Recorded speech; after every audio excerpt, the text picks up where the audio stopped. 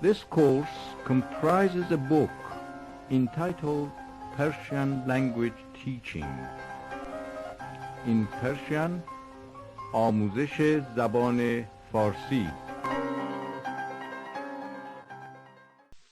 درس پنجم. پیشه، پهلوی، نزد، دست. کتاب من کجاست؟ کتاب شما پیش منه. کتاب شما پهلوی منه. کتاب شما نزد من است. بچه خواهرم دیروز پیش پدرم بود. او نزد پدرم بود.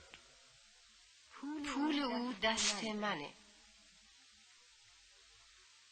من ماشینم رو دست هیچ کس نمیدم.